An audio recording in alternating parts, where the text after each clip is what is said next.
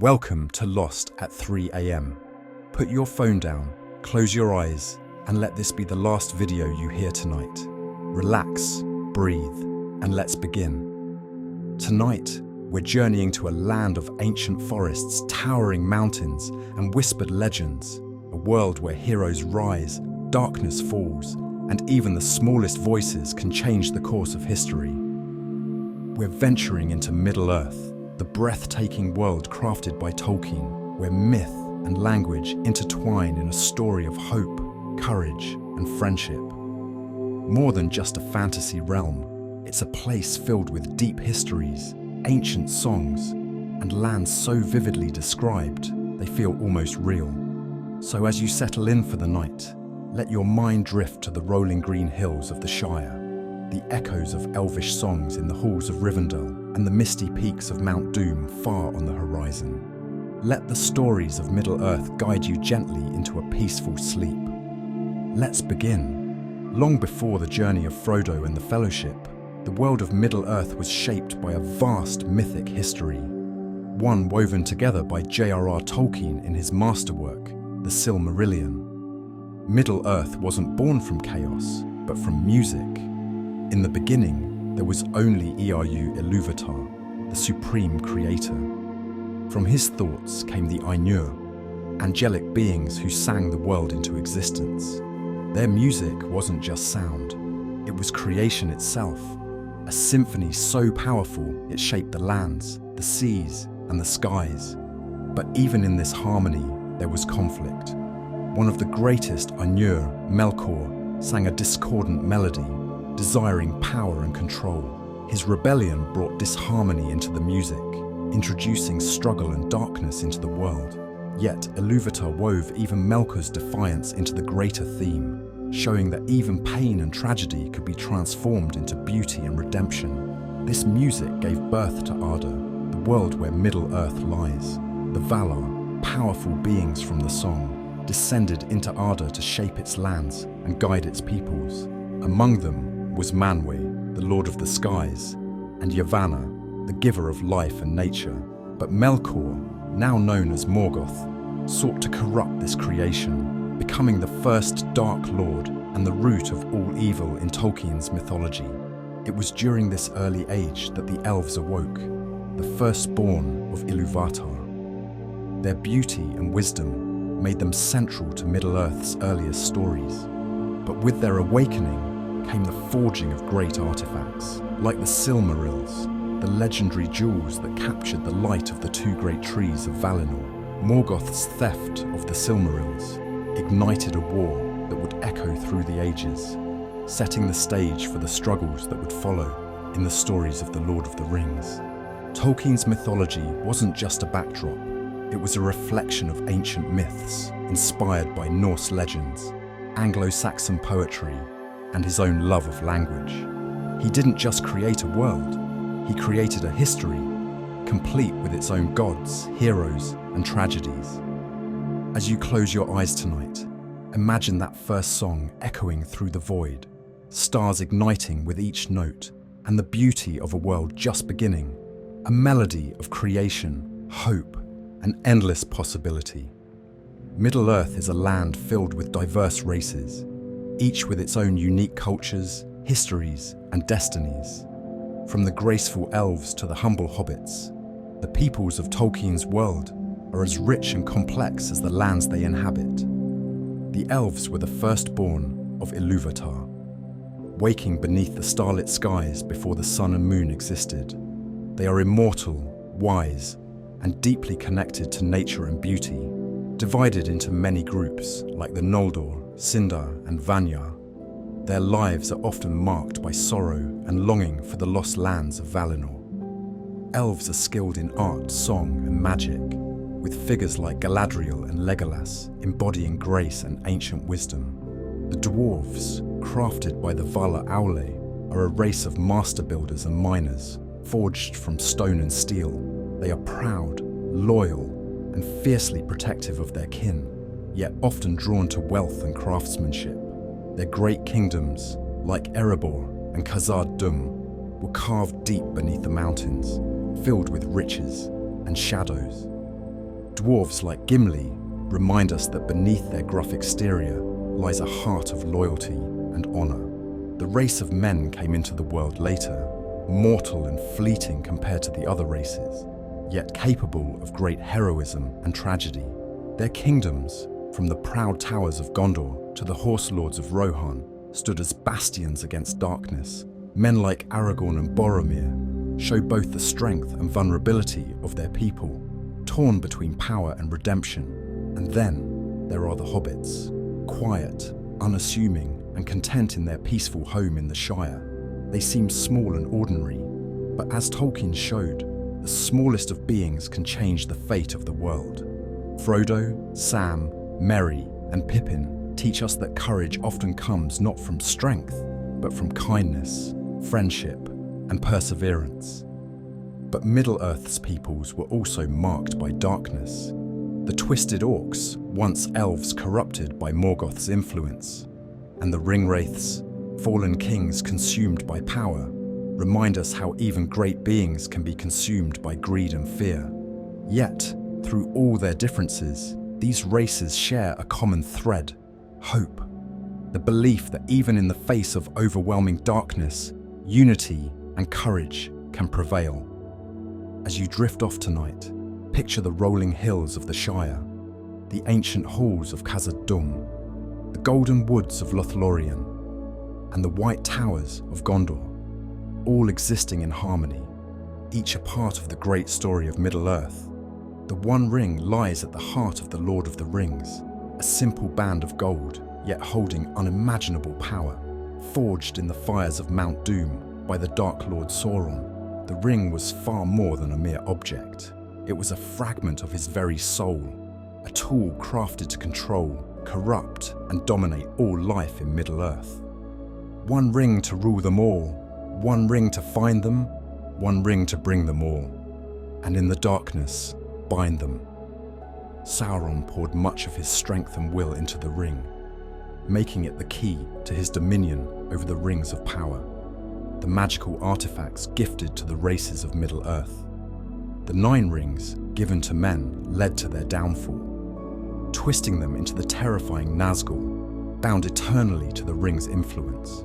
The 7 rings given to dwarves brought wealth but also greed, while the 3 elven rings remained uncorrupted, hidden from Sauron's control, though still bound to the fate of the One. But the One Ring's true danger wasn't just its magic, it was its corruptive influence. The ring preyed on its bearers, whispering promises of power while slowly consuming their hearts. Gollum, once a simple creature named Smeagol, was twisted into a shadow of himself after centuries of possession. Even the wise Boromir, strong of heart, was tempted by the thought of using the ring as a weapon. Yet the most remarkable thing was how such a small object held so much influence. Simple, unadorned, yet it had the power to bring even great kings to their knees, and while it amplified strength, it also devoured the spirit, leaving its wielder vulnerable to Sauron's control. It was a test, not of physical power, but of character. Bilbo, Frodo, and even Sam each bore the ring at different times. Yet, unlike others, their humility and kindness shielded them, at least for a time. Frodo's final moments at Mount Doom reveal a profound truth. The ring's power was nearly absolute, its temptation so overwhelming that even the purest heart could falter. And yet, the ring's destruction came not through force, but through persistence, sacrifice, and compassion. Frodo's mercy toward Gollum, despite the creature's treachery, was the very thing that led to the ring's fall. A reminder that even in darkness, choices of kindness can shape the fate of the world. As you close your eyes tonight, picture the fiery glow of Mount Doom, the quiet weight of the ring in Frodo's hand, and the reminder that true strength lies not in power, but in the courage to let it go. The Fellowship of the Ring was more than just a group of adventurers. It was a symbol of unity, sacrifice, and the strength found in diversity. Formed in Rivendell under the guidance of Elrond, the Fellowship was tasked with a nearly impossible mission: to destroy the One Ring in the fires of Mount Doom and free Middle-earth from the looming shadow of Sauron. The Fellowship consisted of 9 companions, each representing different races, cultures, and strengths. Their bond wasn't forged from similarity, but from the shared belief that even in the darkest times, hope could prevail. At the heart of the Fellowship was Frodo Baggins, a humble hobbit from the Shire, chosen to bear the ring not because of power, but because of his kindness and resilience. Frodo embodied quiet courage, proving that the smallest of beings could carry the heaviest burdens. Samwise Gamgee, Frodo's loyal friend, was more than just a companion. His unwavering loyalty and selflessness became the emotional anchor of the journey. While Frodo carried the ring, Sam carried him, physically and emotionally, reminding us that true heroism often comes from simple acts of friendship. Aragorn, the heir of Isildur, was a ranger in exile, reluctant to embrace his royal lineage. His quiet leadership and deep sense of honor, however, made him the heart of the Fellowship, proving that true kingship is not about power, but service and sacrifice. Legolas, the elven archer, brought grace, agility, and centuries of wisdom. His friendship with Gimli the dwarf began in tension, reflecting the ancient rivalry between their peoples. Yet, over the course of their journey, their bond grew into one of the most heartwarming parts of the story, a reminder that understanding can overcome even ancient divides. Gandalf the Grey, the wise and mysterious wizard, was more than a guide. He was a beacon of hope and wisdom. His sacrifice in the mines of Moria, standing against the Balrog, was a turning point, reminding the Fellowship of the true cost of their quest. Boromir, a proud warrior of Gondor, was flawed yet deeply human. His struggle with the temptation of the ring reflected the complexities of power and redemption. His eventual sacrifice, defending Merry and Pippin, showed that even those who falter can find redemption through courage. And of course, Merry and Pippin, the light-hearted hobbits who began as comic relief but grew into heroes in their own right. Their courage at Isengard and in the Battle of Pelennor Fields showed that bravery often grows from the most unexpected places. The Fellowship's strength wasn't in perfection, it was in their differences. They came from different lands, spoke different languages, and often clashed.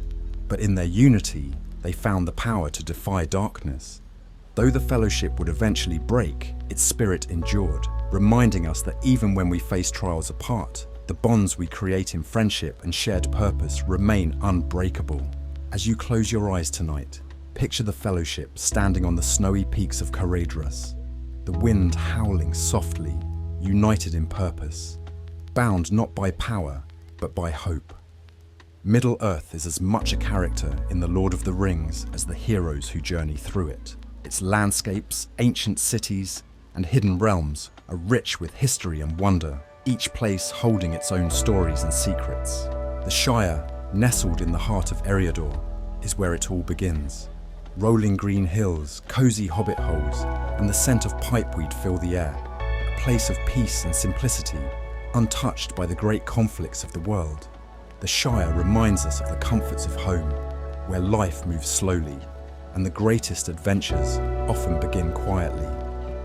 Rivendell, the last homely house east of the sea, is a sanctuary of wisdom and beauty. Hidden among waterfalls and autumn-coloured trees, it's a refuge of learning where Elrond Half-Elven offers counsel to those seeking guidance. The air seems filled with music, the halls echoing with elven songs older than the sun and moon. Lothlorien feels even more ancient. The golden woods of the Malon trees shimmer under the light of Galadriel's power. It's a place untouched by time, where elven magic lingers in every leaf and breeze. Time seems to pause here, as if the sorrows of the world can't quite reach its heart. Minas Tirith, the White City, stands as a fortress of hope and strength. Its 7 tiers rise high into the mountains, gleaming in the sun, but also bearing the weight of Gondor's fading glory. It's a city on the edge of ruin, yet still defiant against the growing shadow from the east. And then there's Mordor, the heart of darkness, a wasteland of ash and fire, where Mount Doom looms above scorched plains. The land seems poisoned, shaped by Sauron's influence, silent except for the echo of orcish drums, and the whisper of the ring's power calling its master home. even the forgotten places have stories. The mines of Moria, once a thriving dwarven kingdom, now echo with emptiness, haunted by shadows from the past. The ruins speak of both glory and tragedy, a reminder that even great civilizations can fall when consumed by greed. These locations aren't just settings, they reflect the themes of Tolkien's world. The Shire is innocence, Rivendell, wisdom, Lothlorien, beauty untouched by time, and Mordor, the destructive force of unchecked power. As you drift off tonight, imagine the gentle sound of a river flowing through Rivendell, the golden leaves of Lothlorien rustling in the breeze, and the quiet hum of distant mountains standing watch, timeless, ancient, and full of stories waiting to be told. Gandalf is one of the most profound and mysterious figures in The Lord of the Rings, a guide, protector, and symbol of wisdom throughout the epic. But his journey goes far beyond the wise old wizard seen in the films. His story is one of transformation, sacrifice, and the deeper forces at work in Middle-earth. Gandalf wasn't born as the grey-cloaked traveller we meet in the Shire. He was a Maya, an ancient spirit sent from the Undying Lands. Maya were angelic beings who existed before the world was even formed.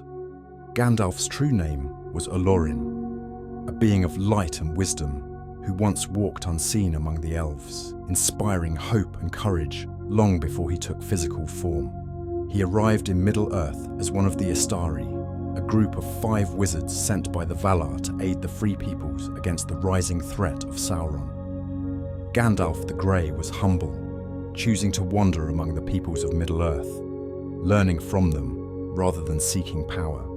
His wisdom wasn't just in magic, but in empathy, guiding with quiet counsel rather than force. But Gandalf's most profound transformation came in the depths of Moria. Facing the ancient Balrog, a creature of flame and shadow as old as the world itself, he chose to sacrifice himself to protect the Fellowship. His fall into darkness was not the end, but a test of both spirit and purpose. He returned, not as Gandalf the Grey, but as Gandalf the White, transformed, purified, and more powerful, shedding his former doubts and fully embracing his role as a guide against the forces of darkness. The grey robes of humility were replaced with white, symbolizing his rebirth as a figure of clarity and leadership. But despite his transformation, Gandalf remained deeply compassionate. He never sought power for himself. When offered the One Ring, he refused it, knowing the corruption it would bring, even to one as wise as him. His strength was not in domination, but in wisdom and hope, urging others to find courage within themselves. His final act of leadership was not in battle, but in letting go. After the fall of Sauron, Gandalf's purpose was complete. He departed Middle-earth, sailing west with Frodo and Bilbo, returning to the lands from which he came, reminding us that even the greatest heroes must one day rest. Gandalf's story is a reminder that wisdom comes not from power, but from guidance, sacrifice, and the courage to inspire others. As you close your eyes tonight, imagine the soft glow of Gandalf's staff, the warmth of a crackling fire, and the quiet words of a mentor who teaches not by command, but by kindness, reminding you that even in the darkest moments, there is always light to be found. The languages of Middle-earth are more than just words. They are the foundation of the world J.R.R. Tolkien created. As both a writer and a scholar of languages, Tolkien didn't just invent fantasy names. He crafted entire linguistic systems, complete with grammar, history, and evolution, making his world feel ancient and alive. At the heart of Middle-earth's linguistic beauty are the Elvish languages. The most developed of all, Tolkien created 2 primary tongues, Quenya and Sindarin. Quenya, often called High Elvish, was the language of the Noldor elves, spoken in the ancient lands of Valinor before their exile to Middle-earth. It has a musical, poetic quality, filled with flowing vowels and elegant structure. Words like Ellen Sila Lumen or Mentielvo, a star shines on the hour of our meeting, reflect its lyrical nature. Sindarin, on the other hand, was the language spoken by the grey elves of Middle-earth. the most commonly heard Elvish tongue during the events of The Lord of the Rings. Sindarin is slightly rougher, more grounded, shaped by the experiences of the elves who remained in Middle-earth during its trials and wars. The names of places like Lothlorien and Rivendell come from Sindarin. But Tolkien didn't stop with the elves. The dwarves spoke Húsdúl, a secretive and ancient language kept closely guarded. Unlike the flowing elvish tongues, Húsdúl was harsh and structured, with deep, resonant sounds. Its most famous phrase, Baruk Khazad I menu, axes of the dwarves are upon you, reflects their proud and warrior-like culture. The Black Speech, created by Sauron, was designed to be the language of domination. Spoken by the orcs and inscribed on the One Ring, it was a language of corruption, harsh and guttural. Ashnazgdu Batuluk, Ashnazagimbatul. The chilling inscription on the ring, meant to reflect the twisted, controlling nature of its creator. Even the hobbits had their own form of speech, rooted in simple, rural English influences. Their language wasn't crafted with grandeur, but with familiarity and warmth, fitting the peaceful simplicity of the Shire. Tolkien's attention to language wasn't just a creative choice, it was central to his storytelling. Words shaped identity, languages reflected history, power, and culture. Elvish songs, dwarvish battle cries, and even the whispers of the Black Speech gave Middle-earth depth, as if these cultures had existed long before the reader arrived.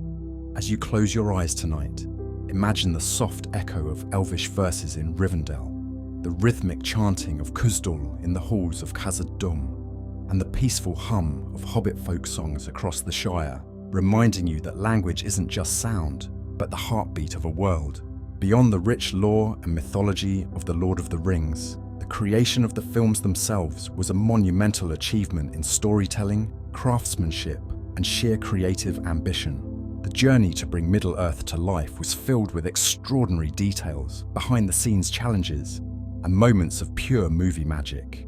Director Peter Jackson, a lifelong fan of Tolkien's work, took on the enormous task of adapting the beloved series into a trilogy of films.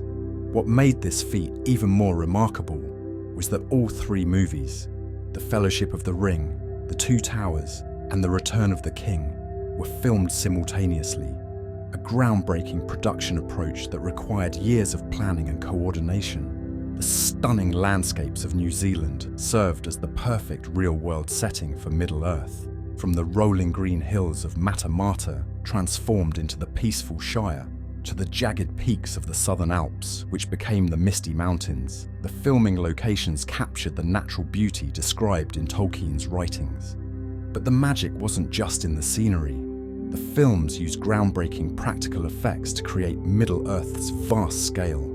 The city of Minas Tirith was a massive miniature, or bigature, built with intricate details, while the fiery slopes of Mount Doom were created with a mix of miniatures and real volcanic landscapes.